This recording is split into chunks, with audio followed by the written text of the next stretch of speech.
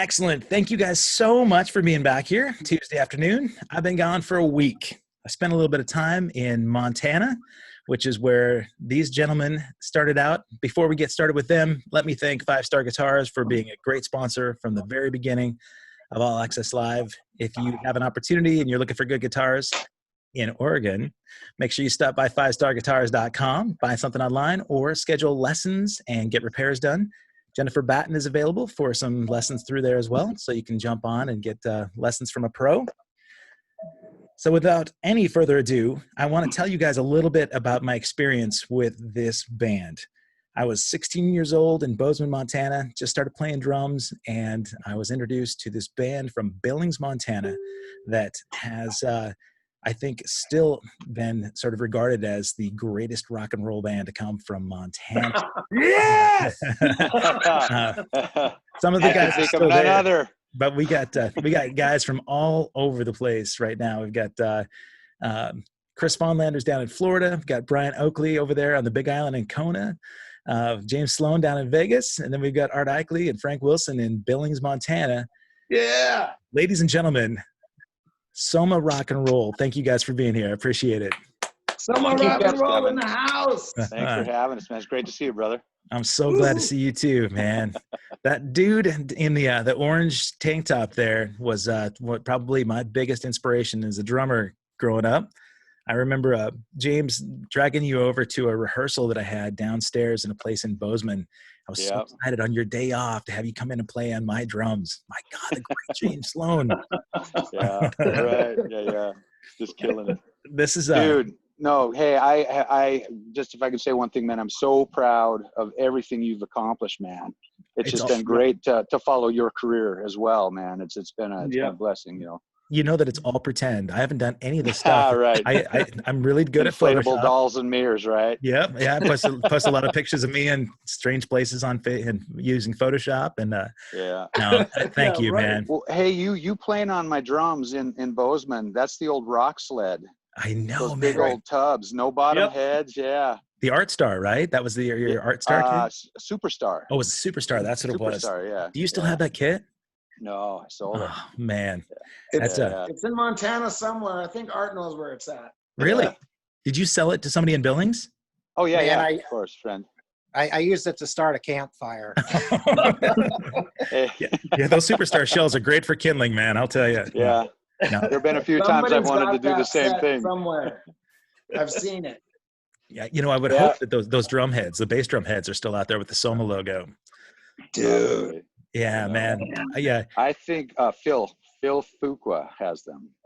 Hey, probably. What's your language, man? I'll ask him. Yeah. Hey, man, let's do this, man. I really try to make this just as unrehearsed as possible, but let's talk a little bit about, maybe have each of you guys introduce yourselves and tell people about where you're at right now and what you're doing. If not music, I know Bryan Oakley's impregnating somebody somewhere, but that was just this morning. Who's the lucky guy? Hey, Chris Fahnlander, lead singer, man. Tell me where you're at right now. I'm in Fort Myers, Florida, my friend, and it's hot, humid, and I'm really actually doing nothing. It's I'm a DIY guy at home. My wife works from home. I got my 2 kids and dog, and we're just doing our thing. And I just set up a little camp in my room that my wife probably hates. But I just bought my first microphone. Since God, I don't even know when the last one I saw it. Yeah, you got the 58 beta, right on. Yeah, and I had that old 58 and drug it around forever, and now I got to rebuild it. But I can't let it go. But that's kind of what I'm doing. Gonna actually be I'm enrolled in a place called SDI, which is gunsmithing course. So I'm into guns. Oh, nice. Fixing up guns and doing some side work and that kind of stuff. But go out and shoot you some gators in Florida. I stay as far away as possible. Gators, pythons, and all spiders bite, and they're all deadly. And all snakes bite, they're all deadly. And if you see a gator, just keep moving. Words of wisdom from Chris Fahnlander. Right. You know, Yeah. Our singer for Flock of Seagulls, he's in Liverpool. That's home for him, but he's got a house in Cocoa Beach, actually. And so he's been trying to figure out how he can get back over from the UK to maybe make some shows that we have scheduled for next month, but it doesn't sound like it's going to happen. But if he needs you to go and start the RV in Cocoa Beach, maybe you can pop over and that's a ways away, but that's okay. Everything for a fee. yeah. Tell him to go to Walmart and get a raft. Oh. it sounds like Art wants to be the next guy talking. So Art, Eichele, you've been in Billings for quite a while, man. Tell me what's going on with you. Man, I've been working at this store for 3 decades. Wow. Hanson's Music, right? I know I know it's crazy. And You want to give a plug for Hanson? man, you got to come. It's a great store. Yeah. Great people and whatnot. Man, Frank and I have had a little cover band called Zen for 14, 15 years. Something like that. Yeah. And then I think I jammed with you guys once. What'd you play? You actually did. You got played Solo the Night with us. It was awesome. Oh, Yeah. right. then we are doing this Journey tribute band. Well, it's a tribute to Journey's music because none of us Look like resemble any at of those all. dudes. Right. So, man, we have been having a blast doing that. Man, got the wife and kids, and man, everything's good. Right on. That's you know what? There are a million videos out there on YouTube of you demoing guitars and still doing the solos. A lot of the stuff about 8-10 years ago, but it's incredible to see your, progression. And back then, I remember just being floored. And, I may have mentioned this to you before, but with the hair especially, you had this Matthias Jabs vibe, right? Yeah. You look like him. You Spike. look like him. And Not anymore. well, you never know, man. He may have the same haircut. Who knows? But Have you seen Matthias lately? he just, I haven't seen him lately. yeah, Matthias, he's wishing he had your gig. But, Right. how about you, Frank? The other half of Zen there and representing? Yeah. I'm been in the restaurant management business for about 20 years as well. Getting done raising kids. I've got one 16-year-old left. I'm a grandfather now too as well. Wow. And playing in bands as Congrats well. on all that. Like I said, I do another band too called Kicking Carmen. It's a hair metal tribute band, and we play a lot of rock blocks and stuff with different bands as well. Okay. So do you do the whole get up? You do the spandex and you got the wig, that wig I thing do. going? Yeah. Yeah. I put Now the they wig have on. to wear wigs. Yeah. Yeah. Well, Then Didn't have to back in the day. Shave Oh. this off and put contacts in and put on contacts. spandex. Yeah. Oh. Oh yeah.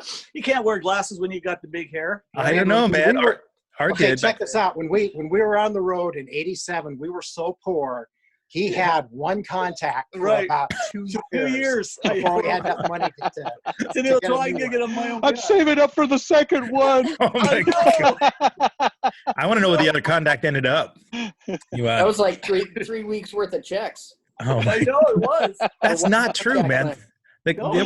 there was some good money back there, like, doing like the week-long things at the Cat's Paw, but Yeah, the rental companies made money. We yeah, didn't. right. Right. You guys were in it for the passion. We were just Exactly. having fun. That- Absolutely. James Sloan, man, Vegas. What's happening with you? Vegas, nothing. Billings is more happening than Vegas right now. You were just up there, right? Yeah, I was up there for a total of 4 weeks, Oh, watching wow. my son play baseball, hanging out with my daughter, and just, and my bro, just kind of doing our thing. So Nice. you've got one child, your daughter? 2, a boy and a girl. Okay. How old are your kids? 11 and 13. They'll Okay. be 12 and 14 in August. Wow. Yeah, good kids, great kids. Hey, you guys all talked about your kiddos, and this is such a weird time, right? With the quarantine and the pandemic happening for kids in school, and Right. it's nuts, man. For everybody. Yep. Yeah. It sucks. Yeah. My last day of work was St. Patty's Day. Second busiest day at Fremont Street, and it was like a ghost town down there. I'm surprised you even worked then, honestly, because everything was kind of shut down from here at the end of Yeah, February. we were just moving gear. That's all we were doing, just shutting down. Okay. But yeah, no, it's Vegas still, you know, it's great. Everything's going along really well, and just kind of waiting to get back to work, and, you know, still playing the drums. Of course, I haven't really during this break. It's been kind of a refreshing break, actually. So Yeah, you've been working hard, man, for a long time. Yeah. How long have you been in Vegas? moved here in what, 99, Okay. Wow. and then went to Greece for 6 months and spent the Millennium New Year's over there. That was pretty cool. Amazing. Wow. Were you Yeah. playing?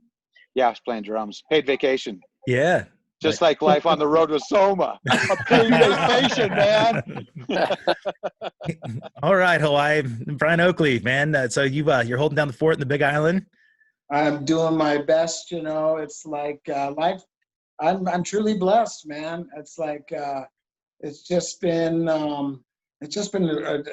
so awesome here living in Hawaii, and I get to make money doing the things that I love to do the most, and that's, you know, did some bartending there for a long time, and but I've been working at Big Island Harley Davidson for 11 years, and keeping this place going, and keeping people on the road, and enjoying that kind of lifestyle, and making some music on the side. I'm actively playing and performing here in our local hotels and resorts and restaurants, and man, I tell you what, I could pinch myself. Yeah.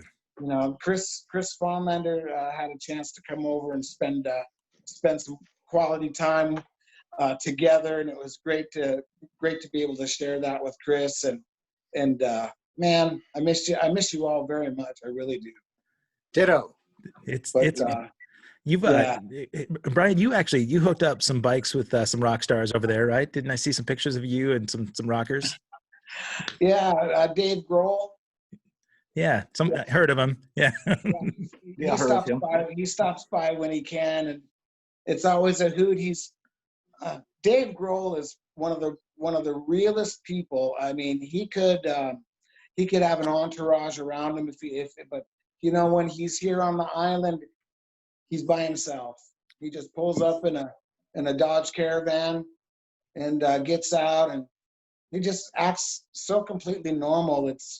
You know, he's at the top of his game right now. But he's just so real. And I brought one of the basses that I used to perform with in Soma. I brought it here, and he signed the back of it for me. And we talk a lot about rock and roll and breaking his ankle and just whatever comes to mind. It's pretty cool, man. Yeah, that dude is really solid. I met him at the airport. I was working at the airport in Kona, and he's about as real as it come. He's just, you know, I didn't have much of a conversation with him, but he had his wife, I think his mom, with him, and they just landed, and it wasn't like anybody was making a big deal about it. He just, where's the car? Let's go, kind of thing. And but you could just tell he's got a good nature about him. But it's good to have. Before we get too far, Yeah, we're missing a couple of people here, and want to mention Ronzoni's, yeah. Yeah, The both of them. Ronzoni twins. the Flying Ronzoni twins. And Yeah. Unfortunately, they both passed, but they were huge to the band. Yes, we were. Tears me up a little bit to talk about it, but wanted to mention them, and also Eddie Oakley. Eddie. Yeah, my dad. Yep. Love you, brother. Thanks, Dad. Yeah, thanks, Chris.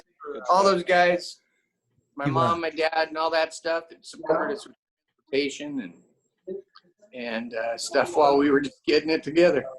I'm glad that you brought them up. You know, they one thing about Soma was that you developed a family outside of your own blood, right? I mean, everybody that really followed the band, every city that you guys went to, you had this community of people that you developed.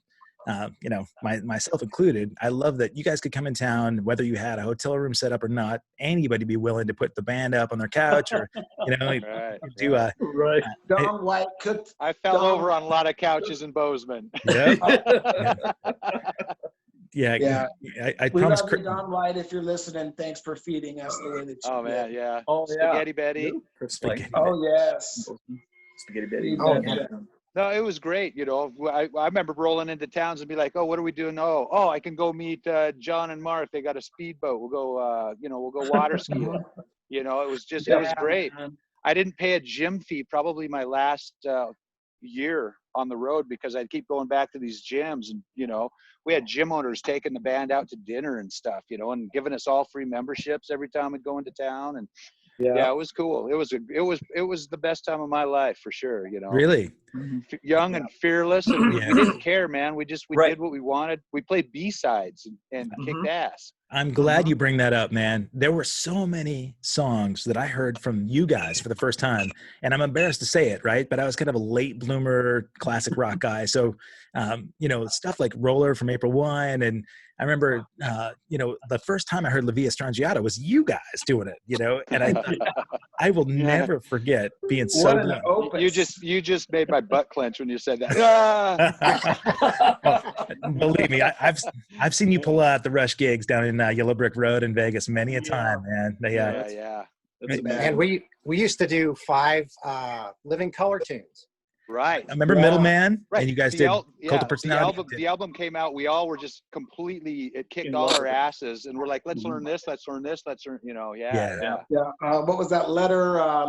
Open Letter to a Landlord. Open Letter to a Landlord. Great song. Broken Hearts. Yeah. Oh, that's so good. Middleman. Cult of Personality. How many Tesla tunes? I remember partying with Troy Lucetta. Yeah. And he was flattered that we played like 5 Tesla tunes. He's like, what songs do you play? And Chris and I got to hang out with Jeff Keith and some of the fellas in Billings at the Metro after their show one night. Very memorable night. Jeff Keith gave some pointers to Chris and stuff about where to get the power from and how to get it from the ground up. And, really? He was just not what you would think, when you meet a guy like that. You don't expect him to be welcoming, and I'm sitting in their dressing room drinking their beer and other illicit things, but but I told him that we did a lot of their tunes, and I said, I have no idea how you pull that off. It's out of my range. And we did a lot of songs that were just out of my range, but I did them just because they were cool songs, and I was somewhat coerced, I guess. But you killed it every time. Yeah, no, well, I remember not every time. There was you brought an addition into the band when you needed to get that extra range with Mr. Frank Wilson. I will never forget that, man. Yeah. Frankie can still hit all those high notes without even give him a high F sharp. Yeah, but can he hit the low notes still? That's what was impressive. Chris, you mentioned the personality that Jeff Keith had, and honestly, those guys are exactly like you. They're all small town boys from Sacramento, that just grew up drinking beer and playing music, and just happened to get great musicians and really good, solid, down to earth guys. I think Troy will probably be on the show here soon as well. Like James, you'll appreciate the drummers that I've got coming up on this show, man. Okay, dude, I would love to hang with Troy Lucetta again. It was a great hang, man. He was showing me drum fills too.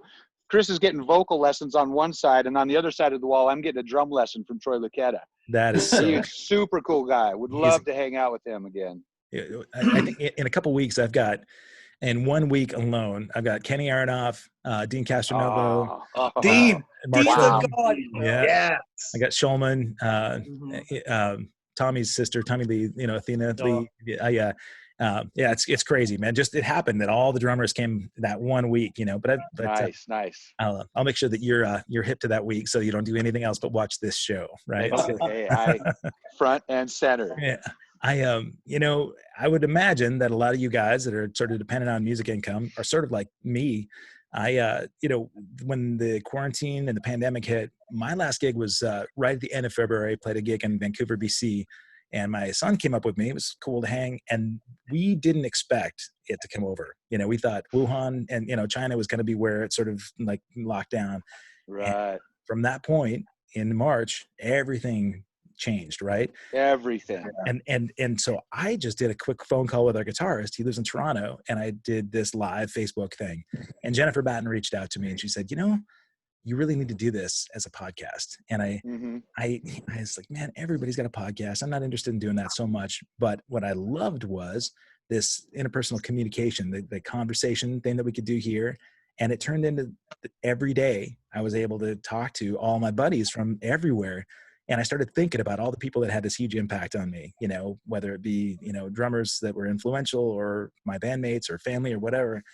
But you guys, from the very beginning, I was a teenager, but you set the standard. Yeah, you really did. I mean, I love the fact that you took some stupid high school kid, and you were not only just appeasing me.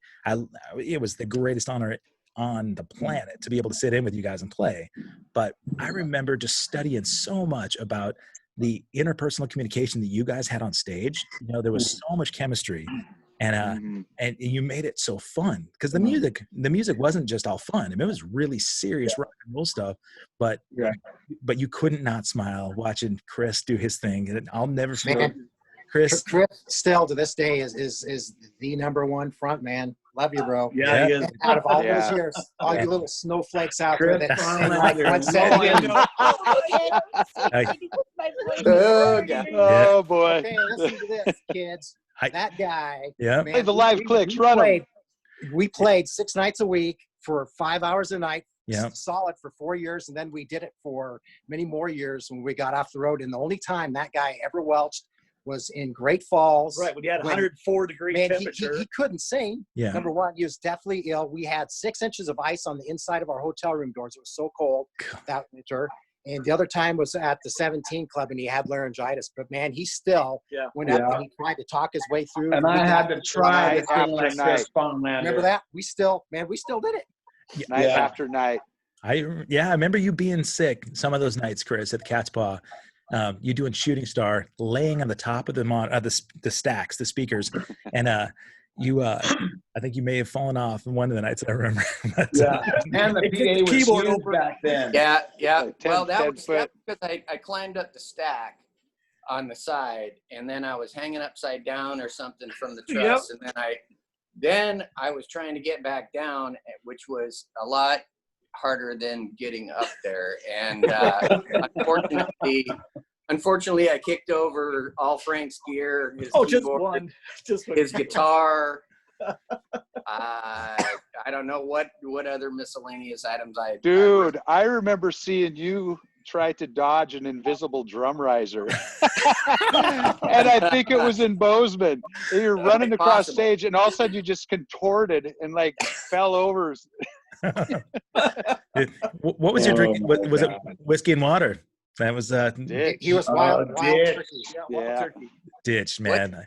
What didn't I drink? Yeah. Well, the thing, I understand, right? You got a lot of fans buying you drinks, and you just you want to honor them. You don't want to say no because the party. It's a rude thing to say no to a free drink. Right. What was especially when it's a triple shot of Rumpelmans? You can't say no to that. Of course not. Right. Yeah. Oh, I would save it all up and pour it in a cup and then ice it at the end of the night and just catch up real fast. Yeah. Right. What was the last time you guys all played together as a band? Tom Mulvaney's. It was 95. So check this out, guys. During this whole Corona thing, the store shut down for a month. I actually had a great time because I haven't had any time off in about 2 years. So anyway, I went through this box of cassette tapes that I've been wanting to do for like 20 years. And I have our last gig on cassette tape from Red Lodge. No. New Year's Eve. No, it's New Year's of 1995 and Birdman's all 95. Dude, we all my woman left me. I wrecked my car. Blah blah blah blah blah. Anyway, I've got it on tape. So do you really? Awesome. That's worth some dough, Art. Yeah. Can you digitize that? Can you make MP3s out of that? Somehow it'll get done. All right, How ladies and about gentlemen. just I think I was experimenting with hallucinogenics that night. I think that was Bend, Oregon. No, New Year's in Red Lodge. Yeah, no, that was a great gig. That was so much fun. Place was packed. Dude. So and you guys did, I know Minneapolis was. Bozeman. Yeah. So all Bozeman, yeah. like Minneapolis was a big spot for you guys, right? And then you went, I didn't realize you came as far as Bend. Did you come all the way to the coast as well? We used to play Oregon. Eugene and Salem. Longview, Washington. Yeah. Okay. Eugene, Springfield, Winston-Salem, you bet. Yeah. Winston-Salem is actually on the other coast, but just Salem. But that's all right, Oaks. You're living on an island. That's all right. He was smoking Winston's. That's how good that stuff was back then. Yes. A lot of girlfriends ago, Bryan. Yeah. He was interviewing all the witch hunt girls. Oh my God. Man, I actually got to play with Birdman. When was I over there? Because I made a special trip to see you. 2007, 2006. Yeah, and you, me, and Rocco jammed. Rockwood. Yeah. Oaks he accidentally muted himself just now, so he's talking to a blank screen. That was great. You know what? And Arthur, when you and me were in that studio here in Hawaii, we just picked up our instruments, 1, 2, 3, hit it. It's like yesterday. I know, you know? it was actually magical. It was so really cool was. to be with our bro. We're just hoping James could have been there too. Yeah. Yes. Awesome. So Chris, I know that when the band gets together again and we hit it, it's just gonna be like it's gonna be like it was. You know what I'm saying? Well, yeah, it's just like when you same. see each other. It's just like when you see a brother, family member. You know, I mean, we're just pick up right where we left off. You know, I mean, that's what we have. You know, it was tight, man. We flied and died together every day in and day out. You know, driving up to Jackson and 3 feet of fresh snow on the highway. Oh yeah. You know, just listening to the Super Bowl while flying across whatever I-95. I remember that. Yeah. You know, I mean, everything. You know, The Belvedere. Yeah. Spinning the truck, spinning road in West Yellowstone, outside of West listening to If You Want Blood. Yeah. You know what? I'm so impressed that you guys have these memories, that you remember all this stuff, because a lot of times passed, but maybe a couple of cocktails too. If you only knew all the stories. Yeah. Man, well, we had so much fun. That's why What we're about here. the war paint parties in Boise? Oh, the war paint parties. Oh my God. Yeah. That was. I mean, the radio station would come broadcast live at this big house in Boise, Idaho. You had to wear war paint, but you couldn't put on your own paint. Somebody else had to apply it. They made T-shirts. Yeah. Parties. That was the third annual war paint party. It got bigger every time. Arthur's out there in the swimming pool, jumping Naked. up and down on the diving board with his junk flopping all over. Yeah, Naked. He did that all the time. We used to get naked all the time. We went through the Dairy Queen drive-in the afternoon in Twin Falls and got ice cream cones. Yep. Naked. Remember then James and I were TCB fishing naked at the Snake River Canyon in the middle of the day. People on the highway out there fishing. Aren't you glad Mom and Dad and their little kid go walking by. Aren't you glad that social media was not around then? Oh my gosh. Oh God, we would have. Oh boy. We'd all be in jail if that was the case.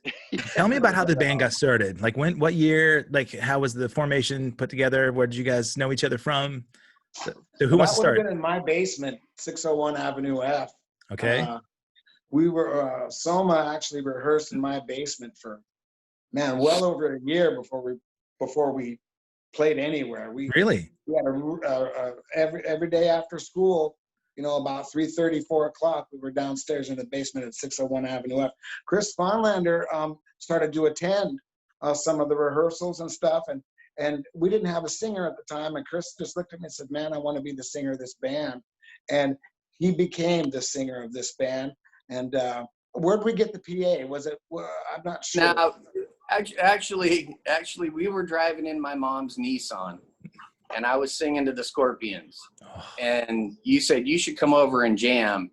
And as I was 16 years old, was slid a few too many beers, and then they said, "Why don't you get up and sing?" So you guys, you were in high school and together. I did. And that was it wasn't Soma until I joined the band, but I'd go down and watch them all the time, man. And I was just like, man, that looks like so much fun. This is just the rehearsals? Yeah. Okay. And who was in the band? It was you, Oaks, James, Art? I wasn't in there yet. I was playing guitar at the time, and then we had a guy named Tom Dunning who was playing the bass, and then Dave Bornhoff was the drummer. Okay. And slowly, things, the needs of the band were changing, and we needed a drummer, something fierce, and we as soon as James walked in, I think he was the last one of the day, and you held auditions.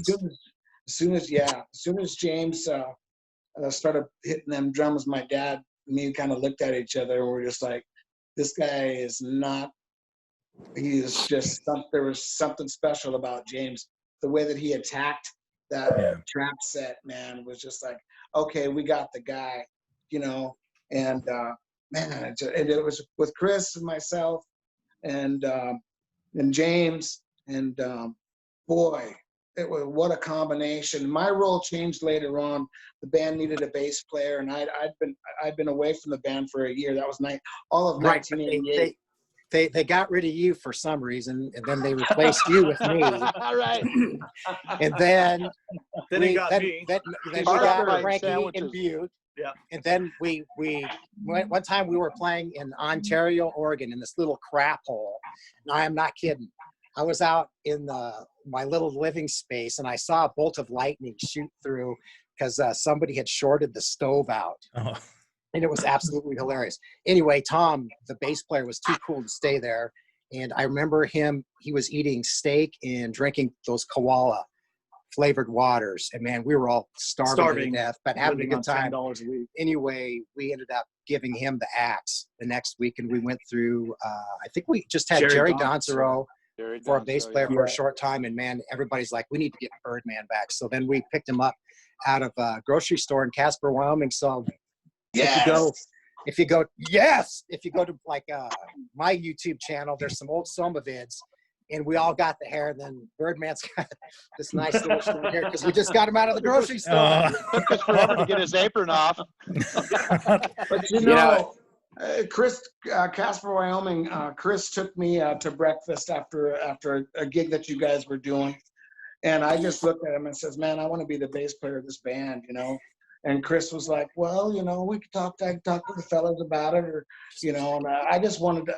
And you know what? With me on bass and Arthur on guitar, Frank Wilson doing his thing, Chris Fahnlander, and James Sloan, the lineup was perfect.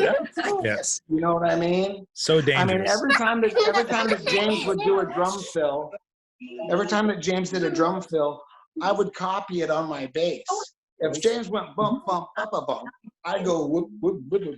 Yeah. You know We did it back and forth, and we wouldn't even think about it. It just happened. And we wouldn't even think about it. It was like, it was like, I just get chicken skin. I mean, that rhythm section, and not to sound like a broken record, but with Bryan on bass and James on drums in that band at that time, it was just amazing. Standing next to James every night and doing that. I'm just in heaven. You know what? So are people watching. So fun. Yeah. No, it's good. It's cool that you guys felt that on stage, because anybody that would come out and see it felt the same thing. Exactly. Exactly. Oh my God, man. I mean, I'm getting goosebumps thinking about it. That's what. That's how we got away with doing a lot of the B-side stuff, like stuff that nobody, everybody's doing all these tunes. And we're like, we don't want to do that tune. Right. And we got up and we owned it and we sold it. Yeah. And people were buying, man. And they're like, all right, That's interesting, because you guys, you'd also, you had this amazing set of covers. And Chris, I know you were going to say something, so hold that thought for a second. I was just going to say, when people would go out to see cover bands, right? The club owners, like Tom Haugen, right, at the Cat's Paw, usually the owners would get pissed if you play something obscure, because they want people to, people want to hear what they know. And you guys were the one band to get away with it all the time because you had this. But did you have other places that you would go where, you know, Casper, Wyoming, where the club owner would say, you know, come on, man. You Missoula was the only place. Missoula. Missoula was the only place. But no, we had the best salesman on stage in Chris. Yeah. Man. He could sell booze. Right. Yeah. And that's exactly it. Yeah. You did, man. You were so good about making sure that bartenders were tipped and waitresses. Yeah. All thirst. Leader of the party. So Chris, I interrupted you. What were you going to say, buddy? Oh no, I was just not to go back too far, but when we were rehearsing and when we were in high school, and that's why I brought up Ed Oakley before. When we first rehearsed, we were in I would say like a 10 by 15 room, maybe, and it was just really crowded. So one day we came back from school, and his dad, and this is in the basement of their house, had torn down a bearing wall in the basement and put it up on jacks. So we would have an extension to the room. It was, I was like, what, looking at Bryan going, what's he doing, man? That thing's, you know, and I'm in the middle of taking drafting class and going. Chris, anyway, sorry about that. We lost you for a sec. Yeah, all right. Anyway, but it expanded our room, and then we had couches down there, and then people would show up and stuff like that. And a lot of the chemistry, I think, came from just, you know, a lot of support from family and I mean, we turned into brothers. We turned into brothers. It's like, what else do we have to do? It's not like we're, you know, architects and, you know, doctors and stuff. And I'm not going to school, and that's all I wanted to do after that. So it was just, you know, credit to Ed Oakley. And that's, I just wanted to revert to that. I'm glad you did, man. You know, you talked about the brotherhood that you guys had, and I think about all the bands. You know, Craig Hensel posted in the thread advertising this thing that you guys were the gold standard, and it's so true. Bands like Kid Wicked, you know, Kid Wicked was another band that was on the same kind of circuit, and amazing band, killer harmonies. You guys were all great players. You know, my own bands, you know, like, you know, Curious George and like the Max. You know, Max had been around forever, right? But the Max they're still playing. It's crazy, right?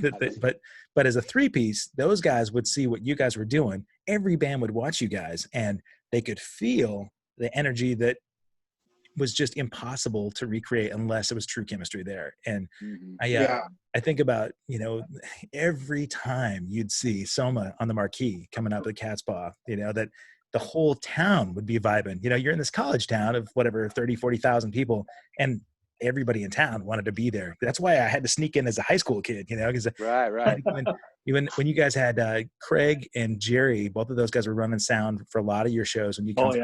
And I don't think either guy liked me at that point, but I had to beg, you know, so that I could go in. You know, Tom was kind of cool about keeping me back behind the soundboard too.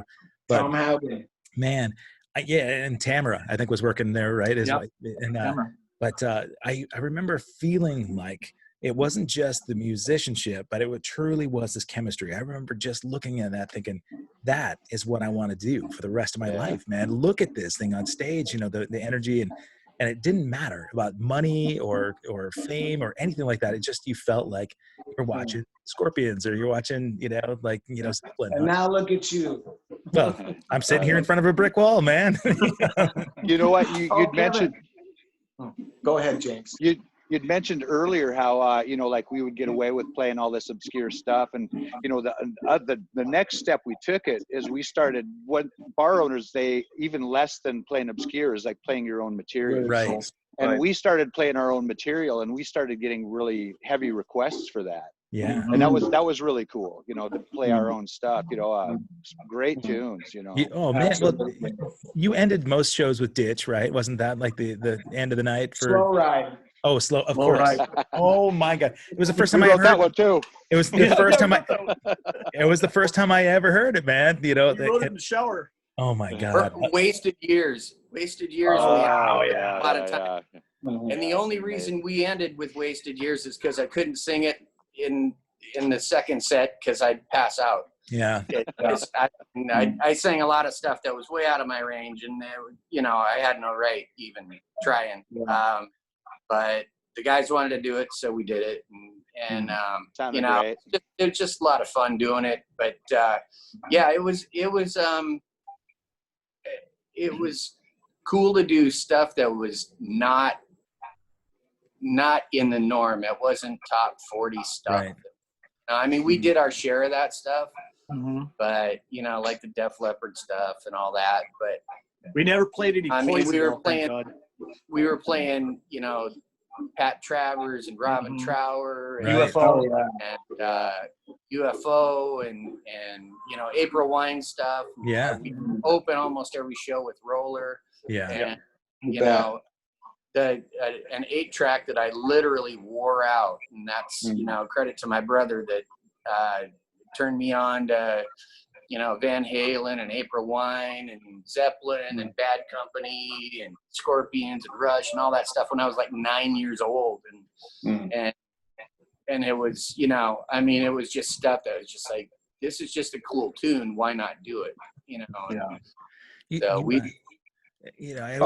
and Kevin, some time ago you said to me, you said, Bryan, you're not just a musician, you're an entertainer. Yeah. And it's one thing to be a good player, but to understand entertainment and to entertain somebody, that was a huge compliment to me. I've never forgotten that. So I want to say thank you. And I think that Soma, in and of itself, understood entertainment. We weren't just a bunch of guitar slingers up there, but we understood entertainment, and we were having fun ourselves, and we were sounding good, and like James said, we were fearless. Yeah. It was a dangerous when you're band. young and when you're fearless, I mean, it's a combination. It's a true recipe. That's hard. It's hard to find. It's true. Well, because you've gone on, you've played a million other gigs. You played a bunch of gigs with my buddy Larry, like Larry Smith over there is. I'm sure he's probably hanging on the island right now. Amazing singer. He has a Scorpions tribute here and another Zeppelin tribute as well. And a Zeppelin tribute as well. I love the dude. His heart is so pure. But you guys have all done all these other gigs, other bands, and I know that like you've played real professional opportunities. But do you notice though that you lose the spark? I mean, James, I've seen you in different varying bands down in Vegas. Art, you and Frank are doing the Zen gig, and you've got King Karma, Frank. And I'm sure that those combinations are great.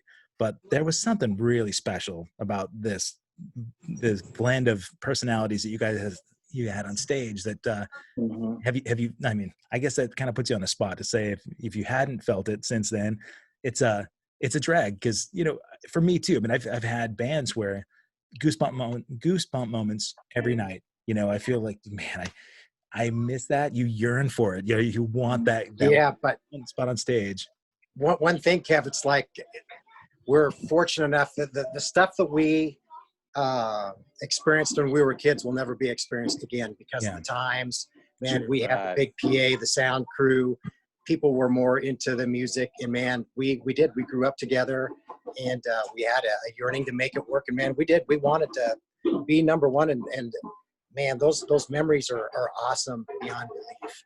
And that the camaraderie and everything that we experienced, I mean, as great as the stuff that Frankie and we're having now, it's still not the same, because you're young, you're hungry, and we had nobody else but each other. Right. And man, the stories and the memories that we have, it just are irreplaceable. Right. It's just we're just at a different chapter in life, but man, all those guys are my bros. They haven't changed one iota. They're all the exact same guys. You can feel that. Hey, Art. You remember after the gig that one night, we were in my '57 Chevy, heading back to your place and somebody threw an egg at my windshield? No, I remember when you got Sorry. drunk at Magoo's and you left your bass out in the alley. Yes, I did. But this was one night we were heading home in my '57 Chevy, and an egg had hit my front window, and I flipped a U-turn. I chased that guy all over town with you sitting in the car with me. I High kind of speed remember pursuit. that. But do you remember when you and James showed up on my doorstep and you're all bloody because you got in a fight in the country kitchen? Oh God. Country Oh kitchen. jeez. Oh God, You know what? I did really good. I did really We each good had in a that black fight until eye. the very We each last got a- hit. There's a matching set. that is something about Montana, man. You don't see that anywhere. Oaks, you don't see that in Florida or in Hawaii. And Chris, you probably don't see that in Florida either. When you go out to the Cat Spa, there were fights every freaking night, man. And half That of was Bruce Billiards.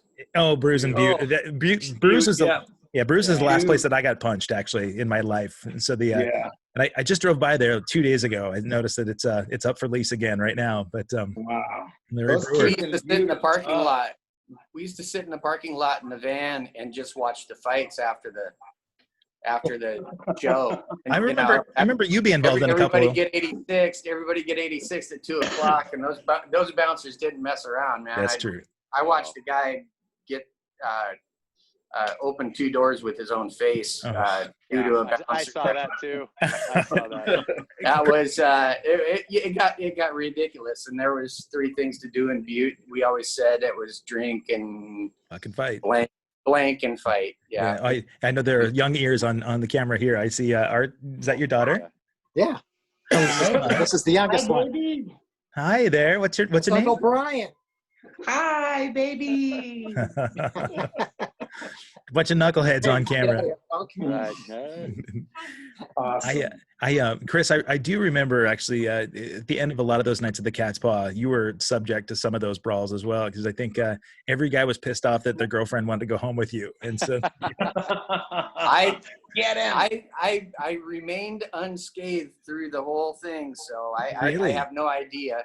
I remember trying to sell our cassette on stage, and I said, well, if you don't like the music, you can use the thing, the case as a window scraper, and you can use the insert as toilet paper. And some girl got all upset, and she said, oh my God, that's gross. And I said, what? I said, what, don't you wipe? And her whole table, 10 people got up and left. And I went down to the table after the set, or I went up with my wireless or whatever, and I said, hey, folks, the last people that sat there, man, they got all mad at me. I said, no, man, thanks for clearing the table for us. So it wasn't like there was, it was just, I got away with saying some stuff that I really should have been, slaughtered for. You probably wouldn't get away with it anymore, but no. But you had a lot of brothers behind you that would, like, I know James is always there getting your back, man. Yeah. What was your nickname, James? Sloan. Sloan. Oh, Manster. but Sloan was what you were always referred to. I remember it. You had, That's because I read the comic books and all the Robert E. Howard Conan books, like always. I was always reading Conan. I love it. Cut my hair like him. I remember. I used to Didn't you have a introduce him. suitcase dedicated to your comic books that you take on the road with you or something like that? Yeah, I was always buying them. I was finding comic book stores, and you're in these sleepy little towns. You got to find stuff to do. Right. And there's a comic book store here. All right. 20 pounds of clothes and 50 pounds of comic books. That's right. Three crates of musical stuff. I had all my CDs, now all I need is powered speakers and an iPhone. Yeah. And I can have a catalog of music like no other, Yeah. Back in the day, you had to take it with you. Right. I had nicknames for James when I'd introduce him, like if he was going to do a solo or something. It'd be he's not a man, he's not a monster, he's the manster, also known as the salad shooter. What were the other ones? The nickname changed like a lot of times, like Fiber by Man. my diet. Fiber man. What I ate that day. Yep. He had a jar of psyllium that was like a gallon tub of it, and he'd take it on the road and be like, whatever, man. That's Walk out of the grocery store with a big pack of toilet paper in one hand and some Metamucil in the other. You were ahead of the curve on the pandemic, man. You still had that. Right. You know, you used to have to carry a 5-gallon bucket on the truck. God. All right, we're gonna change subject there. No, yeah, Chris, moving on. Hey, Chris, you were talking about selling your cassette. I remember. Well, Craig sent an article too from the Billings. I think it was a Billings Gazette. You guys had gone into the studio to do that Soma record, the self-titled. You had all these songs that people had requested forever, and I think, if I remember right, you guys had talked to some record labels at one point, right, about shopping that stuff around.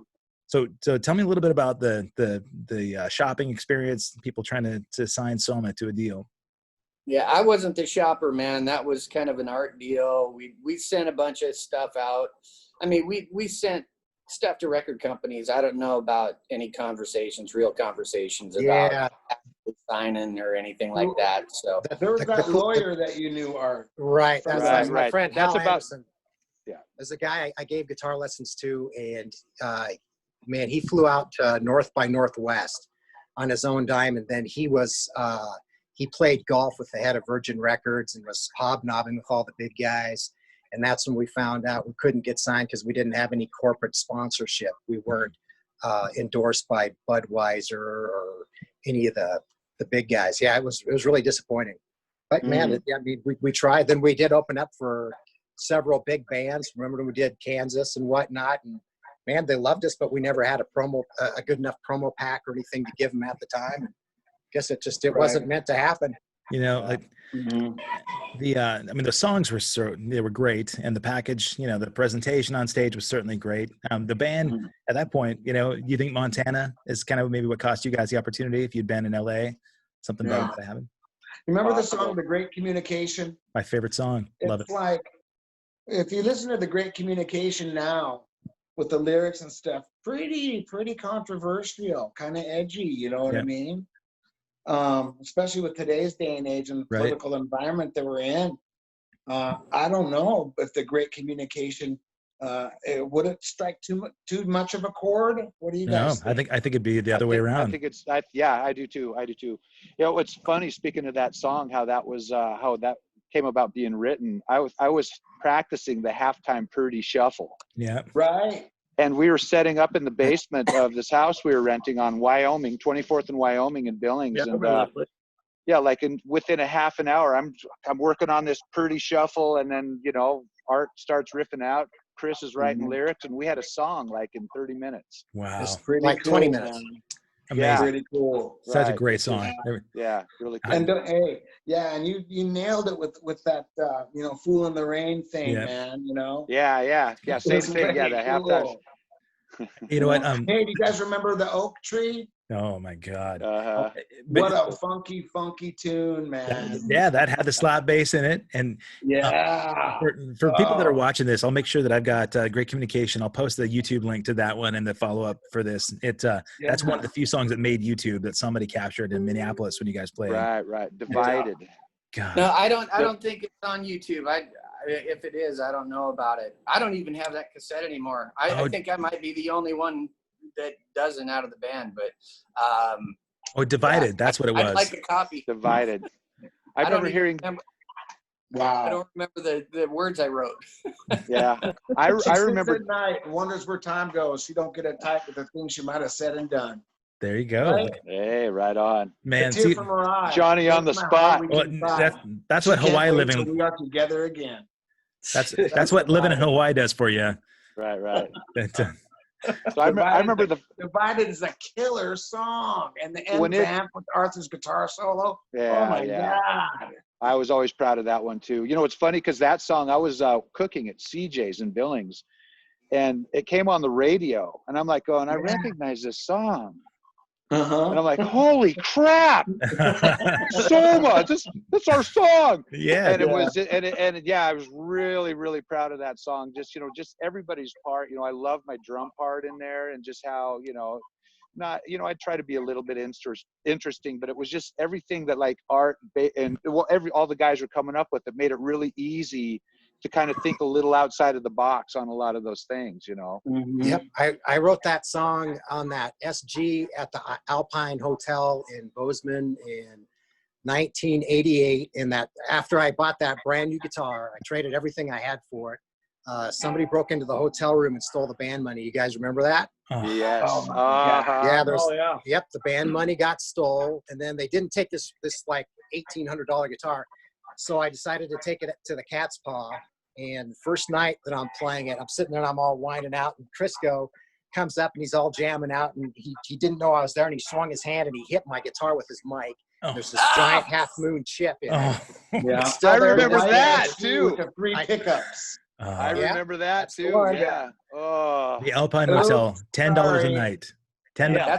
That's where I could have got beat up right there. Right. Yeah, coulda and shoulda. I But think it was like the first or second day he had that guitar, and I felt I had my wireless mic, and I hit it, and I went, that's not good. I could just feel it. Dude. And I just was like, oh man, that is a, you know, and then I turned around, I looked at Art, and he looked at me. I was speechless. I was just like, It was so bad. I remember it. oh. Yeah, I remember that. What guitar was that, Art? So bad. It was a 62 White SG. SG reissue. Was white with 3 gold pickups. Wow, Oh 62. God, it was such a beautiful instrument. You don't still have it? Nah, man, I didn't like it. Oh yeah. Wait, It had a chip one in of, it. it's one of those guitars I always wanted to get, then you get it and it's Yeah. not what you thought it was. It reminded me of a Mary Artie- Kay situation. Artie was getting new gear every week, and every week he was saying, Still is. "This is it. This is it. I'm not getting anything else. I'm not going to Yeah, get anything he else." still does Next that. week. Oh, and then bam! Oh, what you got there, Art? Oh, this is the new blah blah blah blah blah blah. Yeah, he still does it. This is it, though. I'm not getting another thing. I'm done. That's why he works in the same guitar shop for 30 Right, years. right, exactly. Yep. 1,327 guitars later, Art's still buying gear. Every rehearsal, something's different. He's got something new. He's trying it out every right. rehearsal. I would Every bet one. though, Oh, it's beautiful. unless it's, I would bet though that you don't both still have the big pointy guitars. You I guys have, still do. do you Spike. Still got really? it. Spike. Spike. He sells Yep. Spike. Spike. Still got it. Oh, it was like a teal green turquoise. No, that was Craig's. Craig got one that looked like mine. Oh, Mine's black. okay, all right. But Frank had another pointy. You guys Frank's had white matching. one. It Yeah, was you had- his that I bought from him. Yeah, but I sold that one. You guys had matching guitars at one point. Yeah. I remember that. And hairdo. And hairdos. Yeah. Right. You're right. Yeah. Yeah. Art, are you teaching there at Hanson? Man, I taught for about 20 years ago, and my boss passed away in, I think, 2008, and that was the last day I taught. Really? Yep. Man, it's Miss you, Pat.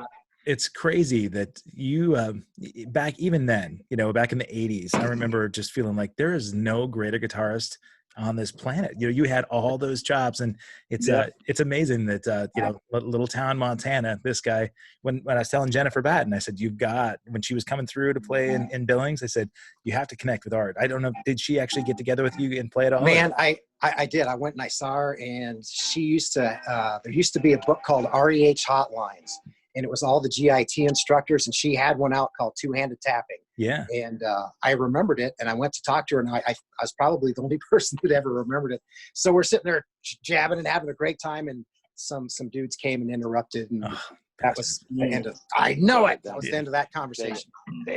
She does. She came to Hawaii. What's that, Brian? Jennifer came to Hawaii. I got to talk to her. Oh, good, man. It was pretty cool. Her and Aaron Kirschner. Yeah. She moved here in 2005, and I remember getting this phone call. I was just going camping with my kids, actually, and I get this voicemail that said, hey, this is Jennifer Batten. I'm looking for a drummer. I was referred to you. And I'm like, that's not Jennifer Batten. There's no way she's living in Portland, and so I called back, and she said, well, I can call somebody else. It's fine. I said, no, really, I'm interested. I told her I would do the gig long before I actually heard the record that we had to play. and that was ridiculous. I got back and I was like, oh shit. Was that Glenn on drums? It was Glenn on drums. Yeah, Oh, Glenn dude. Sobel. Yeah, Some big shoes, my man. Yeah. And thank God she said, you don't have to play like this, which is great, man. But you were supposed to come out when I was playing with Missing Persons down in Vegas. Remember that? And yes, I'm glad you didn't.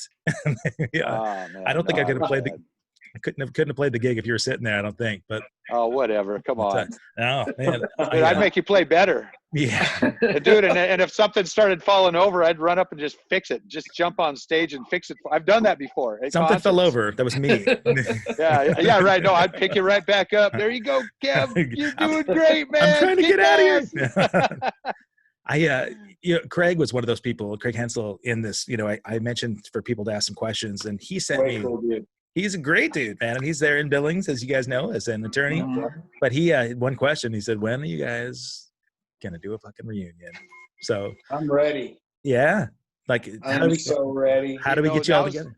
Now's the time, because I don't know about anybody else, but I'm not working. Yeah. Yeah. We can squeeze you in. I guess we got to go where the working people are and have the jam there, right? Hanson Music has all the gear. Yeah. So and it's the best music store in that parking lot. So Chris, do you go back to Montana at all? I haven't been back since 2001. Okay. We were supposed to go back this year, but all the stuff, like I said, just not possible. We were all geared up to go. And I said, well, if we're not going to fly, let's take an RV. And then I was looking into that, and that's about a 2.5 week deal if I'm going to go. I'll take my kids to Yellowstone or Glacier. You need one of these, Crisco. This is what you need right here. There you go. I know. Yeah. I need one of those. James, get away from my trailer. Yeah. But we got one of these that I live in, and so that's a responsibility too. But no, man, it's it's something that I'd really want to do. I really truly want to write with the guys again. I sent Art some stuff, but I know he's a busy guy, and I don't know how adept he is to the electronics and transferred files and all that stuff. So, that's what he's got Frank for. That's right. That's what we got the kids here at the store for. Yeah, hey, man, Artie would figure it out. Yeah. I mean, and that's the one thing I wanted to mention that earlier when you're talking about with Jennifer Batten and Art is like, man, we would learn tunes, and we'd go home just partying, having a great time. Art would go home and sit down and practice. Wow. And I remember we learned Bodhisattva by Steely Dan. Wow. And that's like what, 2, 3 different guitar players and like different chord structures or whatever, and he sat down, he learned all that stuff. And he just nailed that song, man. What a great, and that was his work ethic. That's how he worked. He stayed out of the whole party scene, and just practiced all the time. Yeah, instrumental, my favorite. Listen to that, kiddies. Yeah, that's right. Well, I mean, there is something to be said for that, right? There has to be one person in the band that can be studious. And it was obvious, Art, that you spent that time, shedding and putting that stuff together.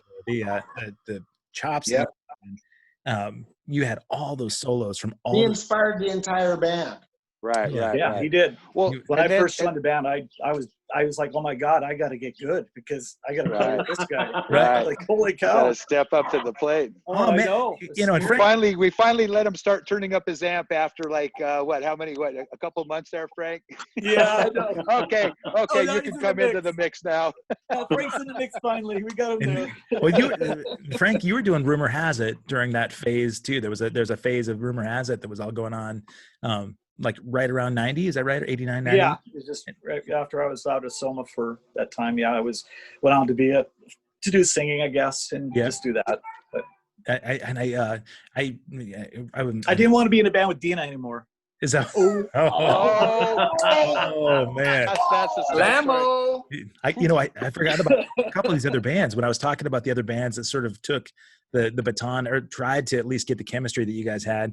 Jeremy Scared, of course, and maybe you had Ken Rich, and I know that you guys had Chris, you had posted about Ken being, just this influential singer too. Oh, Dude, yeah, guy, he's still he doing kill it it. too, man. Yeah. He's still doing it, and he's got a killer voice. Yeah.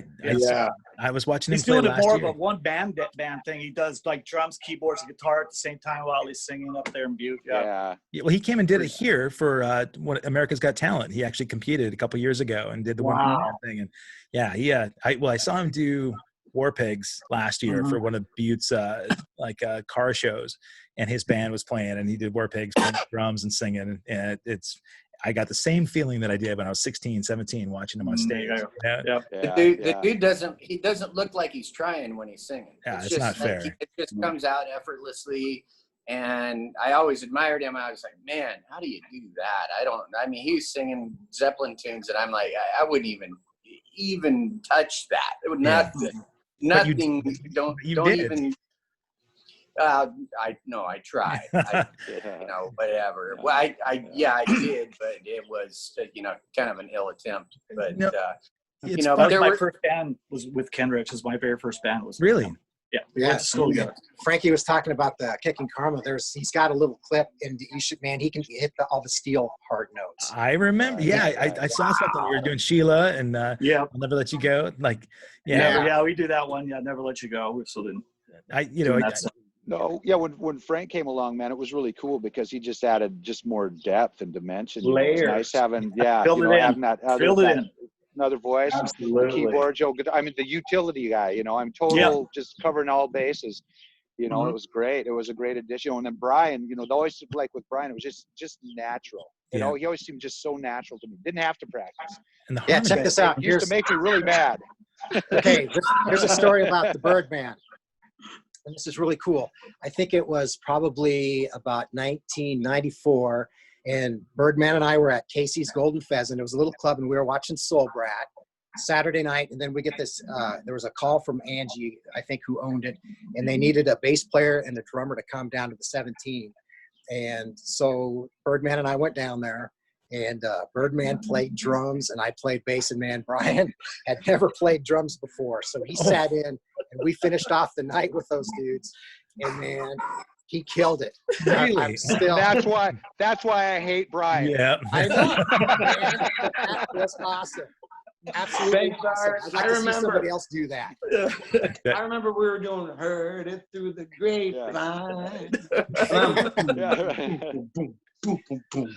It was awesome. We need an accordion player. We need an accordion player. We need a flute player. Oh, sure, man. God, that was a great night. Thanks, Art, for remembering that. Awesome. Who else has done something like that?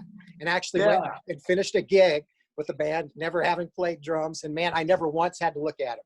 Wow. Not once. That was incredible. That says a lot because we knew that you were probably sober that night too. So it wasn't like you were just,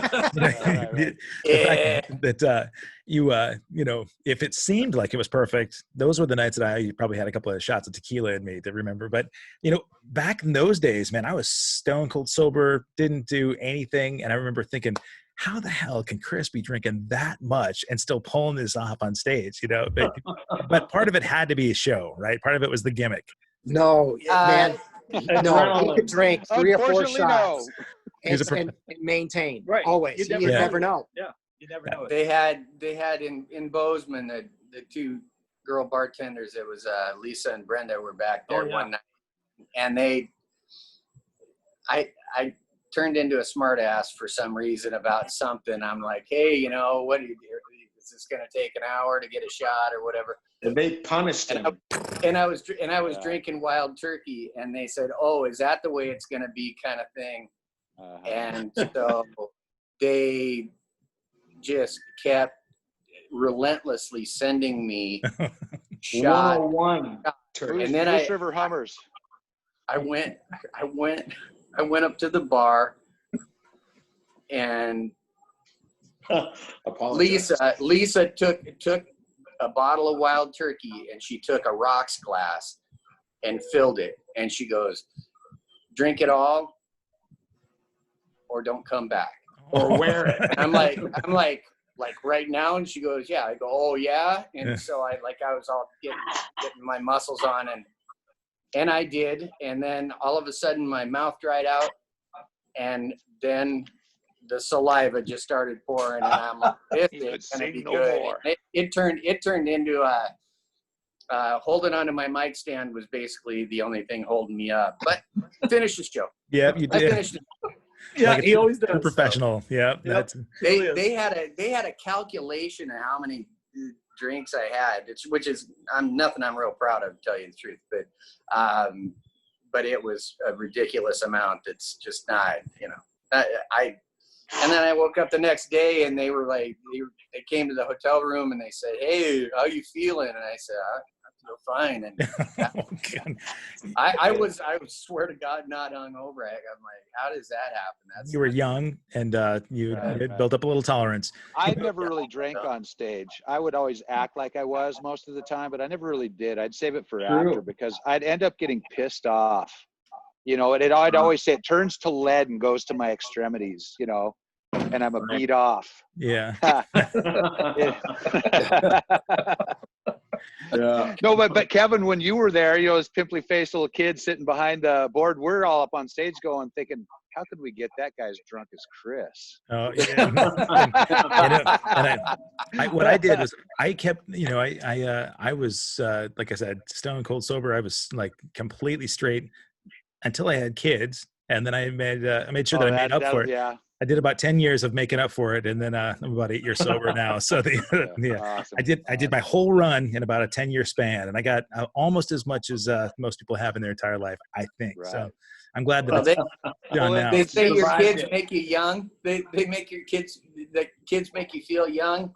Yeah. No, they have doubled me in age. I think I feel like about 80, 90. Yeah.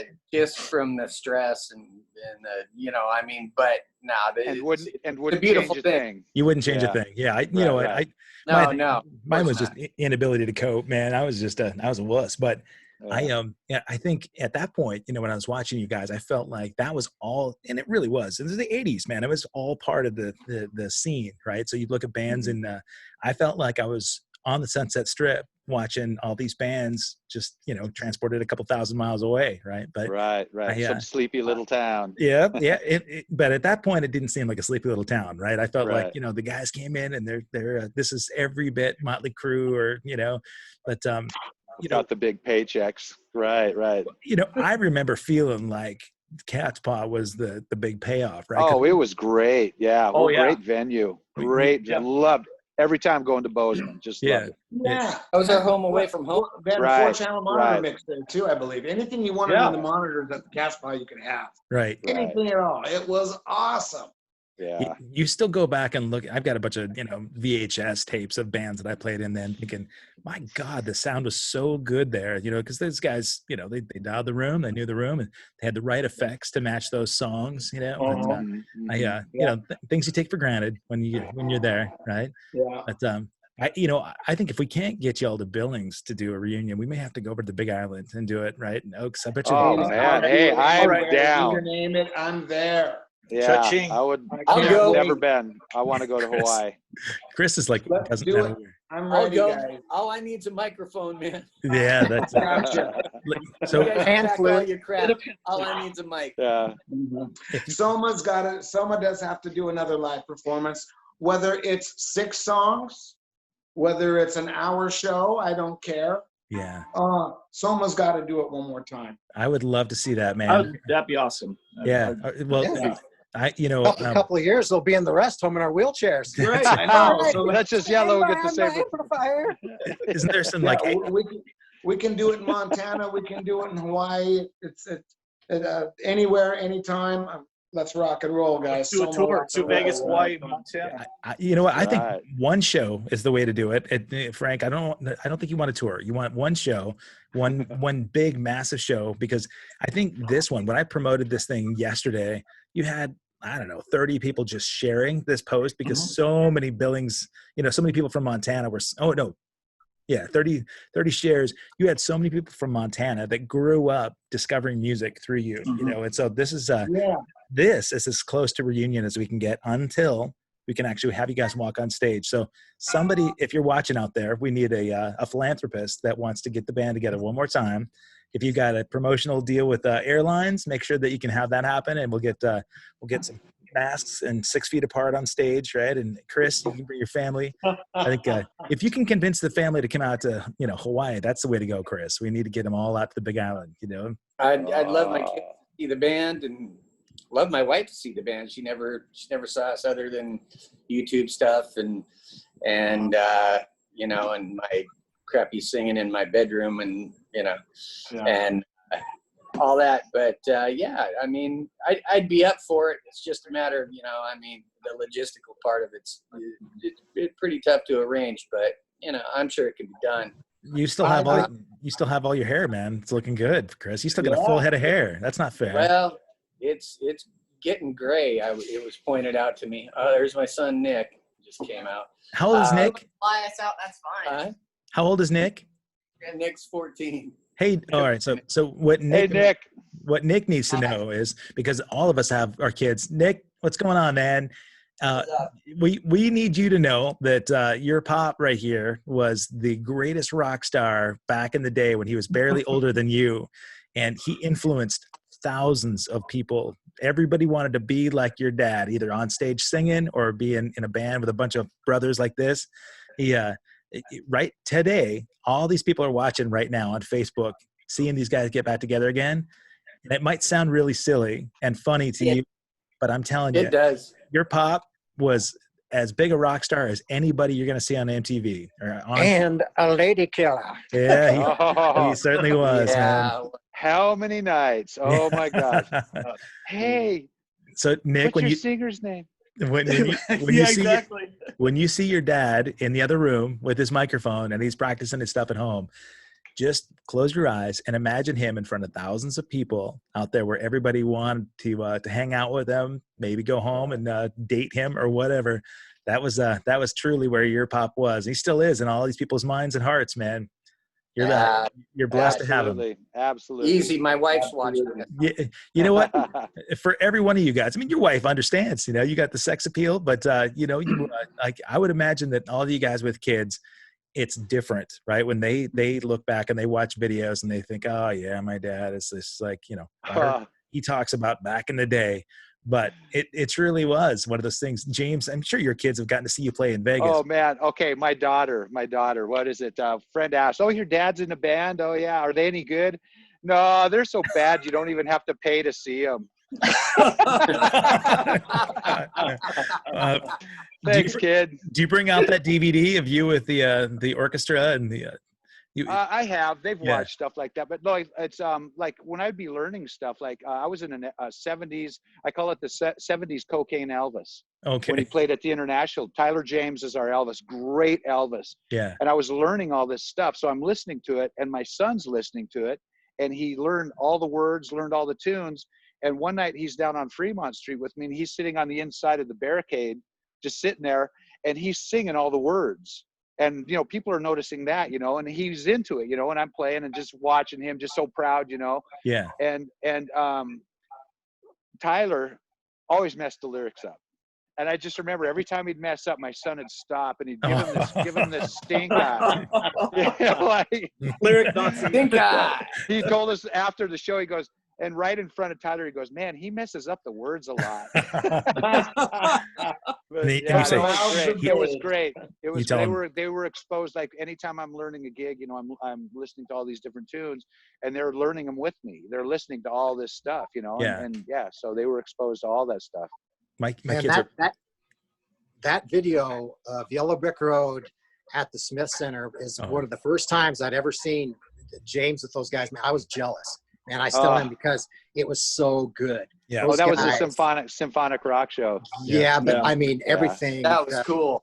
The camera work, and then your guys' performance, everything was about as excellent as it could be. It was outstanding. Yeah, that's the mastermind of Brody Dolinek, man. He got it together. He was my singer in Yellow Brick Road. He actually hired me after auditioning, and I was with him for like 10 years. But yeah, the symphonic rock show, I actually watched it too, like a couple months ago. I hadn't seen it, and I was like, holy crap. Yeah. This is not bad, man. Yeah. Big stuff. Yeah. I walked into the railhead at Boulder Station in Vegas one night, and James is up there, and their opening song was Baba O'Reilly by The Who. And it was so dramatic. They got like $1 million light show, and holy, a huge stage, and oh God, I'm just standing there. And I know that drummer. I know the drummer. He's my friend. Oh my! Every time I go, your brother.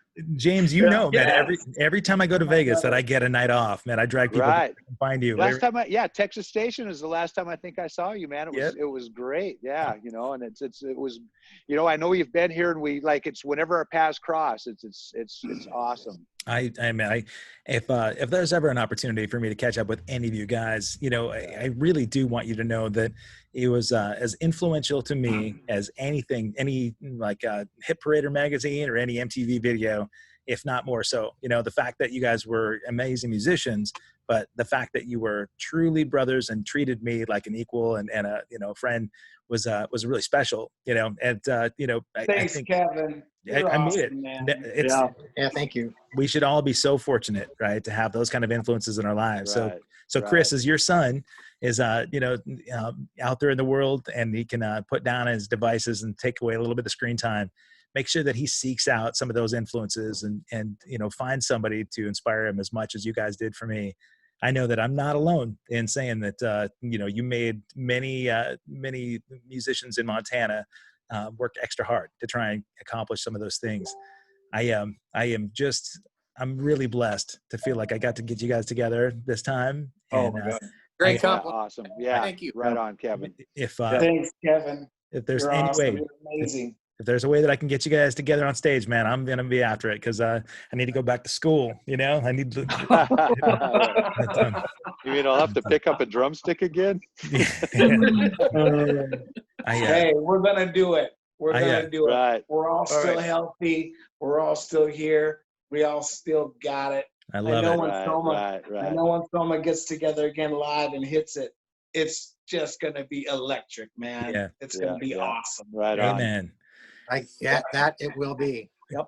Chris Fahnlander, James Sloan, Bryan Oakley, Frank Wilson, Art Eichele. I really appreciate you guys all being here, man. I want to thank you guys for spending some time. And for those of you that want to catch a rewind and watch this archive, you go to YouTube and seek out All Access Live with Kevin Rankin.